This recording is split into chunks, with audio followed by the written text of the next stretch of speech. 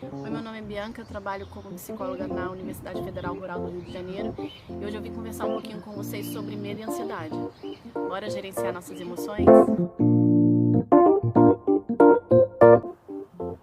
A pandemia tá aí. Eu não imaginava passar por isso aos meus 41 anos de vida, com um filho de 6 anos dentro de casa, precisando recriar formas de trabalho remoto. Mas eu preciso reconhecer, existe uma situação grave, preocupante e que é real.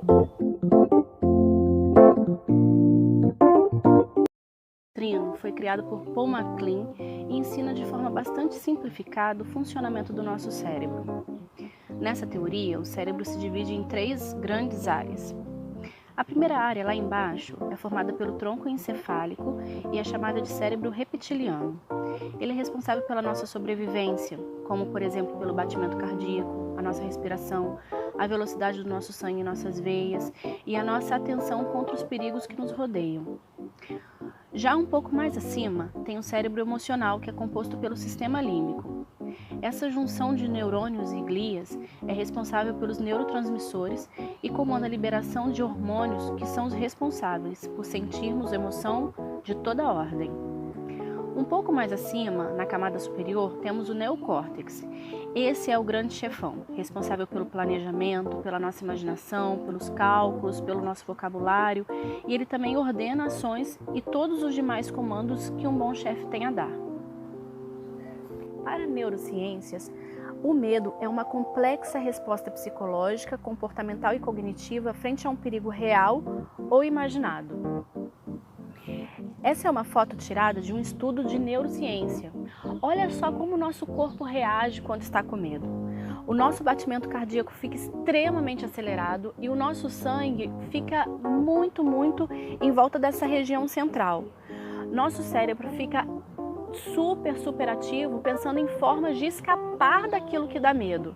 E o nosso corpo, ele reage para escapar desse perigo.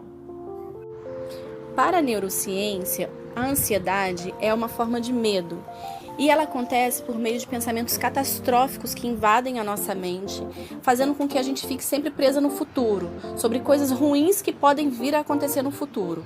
Mas a ansiedade em si, ela não é ruim, ela pode ser funcional dependendo da medida. E uma coisa é a gente ter consciência do medo e outra coisa é a gente sentir medo. O que a neurociência está dizendo é que quando a gente sente o medo, o nosso corpo todo reage, independente da gente ter consciência disso. E o convite a nós é pensar sobre a nossa emoção medo. Vocês sabiam que nós somos a primeira geração de humanos que temos emoções sobre as nossas emoções? Algumas pessoas sentem medo de ter medo, outras pessoas sentem culpa de ter medo, outras pessoas sentem raiva por ter medo. E o objetivo não é a gente ter mais emoções que não são funcionais em cima de uma emoção que pode ser funcional. O objetivo é a gente elucidar, é a gente clarear, saber como que nós estamos nos sentindo para aí sim tomar atitudes corretas, ok? Nós temos 3 formas de reagir contra o medo: lutar, fugir ou paralisar.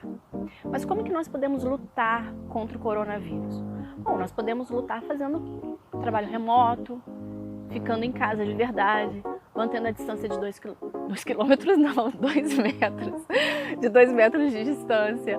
Nós podemos lavar as mãos, podemos evitar o contato. Nós estamos tendo esse tipo de ação que é uma forma de lutar contra o coronavírus, lutar contra a propagação do coronavírus. Outras pessoas preferem fugir, evitam de qualquer maneira qualquer tipo de enfrentamento. Fogem de uma discussão, fogem de uma luta, fogem de uma briga, fogem dos problemas, preferem fugir. E outras pessoas ficam paralisadas frente ao medo. Quando a gente pensa, por exemplo, no Covid, como que nós temos reagido? Como o nosso corpo tem reagido frente a essa pandemia? Nós estamos lutando? Nós estamos fugindo? Nós estamos ficando paralisados?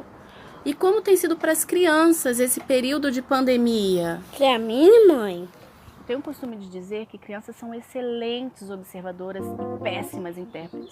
As crianças, elas não têm conteúdo intelectual e nem conteúdo afetivo ainda para conseguir perceber o mundo e fazer uma interpretação disso de forma consciente e coerente. Elas vão absorver toda aquela energia, aquelas emoções e aquelas falas, aquelas informações do meio ambiente e vão, tadinhas, criar alguma coisa dentro da cabeça delas que faça sentido. E, infelizmente, muitas vezes o que faz sentido na cabeça da criança não é alguma coisa que seja saudável para ela. Se a televisão fica o tempo todo ligado no jornal, dizendo sobre mortes e valas abertas e infecção se os pais assistem aquilo e fazem comentários o tempo todo sobre isso, e se o que ronda a família de informação e de conversa é somente sobre situações drásticas e horripilantes sobre o Covid, o que a criança vai sentir? A criança vai sentir pânico ao sair de casa. Então, quando a gente pensa sobre os nossos filhos que estão em casa também, que perderam o contato social com os outros colegas, que perderam o contato social com o professor, que saíram das escolas, que foram retirados por uma questão de proteção, ok, que bom que foi feito isso. Mas a gente precisa pensar quais serão as consequências futuras para elas. E isso vai depender de como nós estamos hoje lidando com todas as informações que chegam à nossa casa e como nós passamos essas informações para as crianças. A gente precisa passar informação para a criança, sim, mas de uma maneira que ela consiga perceber.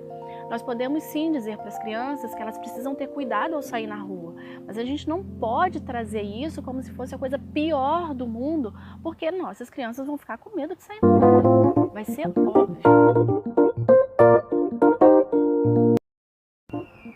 E por isso é tão importante lembrar lá do nosso cérebro trino. Quando nós estamos sendo regidos pelo nosso tronco encefálico e pelo nosso sistema límbico, a nossa capacidade de ação, de imaginação, de criatividade fica diminuidíssima ou fica até impotente frente àquele monte de hormônio, um monte de neurotransmissor que está deixando a gente com medo e fazendo com que o nosso sangue fique todo voltado aqui no nosso coração e na nossa cabeça e a gente fique só prestando atenção no coração que bate rápido e na respiração que é ofegante, e aí isso faz com que a gente perceba que já que a gente está respirando mal, significa que a gente pode estar com sintoma de Covid, e aí um pensamento catastrófico vai levando a outro pensamento catastrófico. Calma, respira, vamos pensar sobre isso, ok? Se a gente pensa que a ansiedade ela pode ser funcional, então esse medo, que é uma forma de ansiedade, ele pode ser funcional desde que a gente consiga perceber como agir no momento presente. As ações que eu estou tendo no momento presente para me prevenir do Covid estão sendo suficientes? Eu estou ficando em casa, eu estou lavando as mãos, quando eu preciso sair para o supermercado, eu estou me prevenindo, mantendo distância? Sim, então eu estou fazendo a minha parte. Se eu estou fazendo a minha parte, calma, está tudo bem, pode ficar tudo bem. Quando a gente começa a trazer uma contra-ordem para o nosso corpo, quando estamos ansiosos demais, quando estamos com medo demais, nós podemos voltar a dar para o nosso córtex a capacidade de pensar e de dirigir o nosso corpo, certo? Tá bom, Bianca, então eu tenho que tomar cuidado com o que eu ouço, com o que eu falo, com o que eu vejo, como eu falo, como eu penso, como eu ajo. Tá, como que eu vou lidar com isso? Bom, eu acho que uma maneira muito bacana de lidar com isso é aceitar. Não significa falar, ai que legal, estamos em pandemia, uhul, estamos em casa, é férias. Não, não é isso, não é isso. Aceitar é reconhecer que existe e criar meios para se viver com ela, ok? E aí, a partir do reconhecimento e da aceitação, colocar na medida certa. Se a gente conseguir entender que existe uma pandemia, mas que existe toda uma estrutura para nos proteger dela e que inclusive nós estamos também com toda uma gama de estrutura nos protegendo, então é isso que pode ser feito. Então pode estar tudo bem, ok?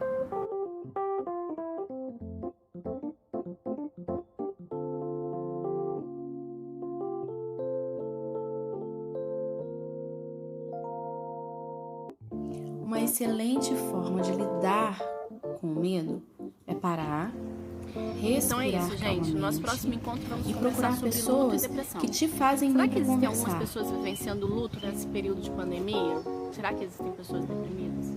Vamos conversar sobre isso e formas de solucionar e usar essas emoções de forma funcional, ok? Até lá, tchau!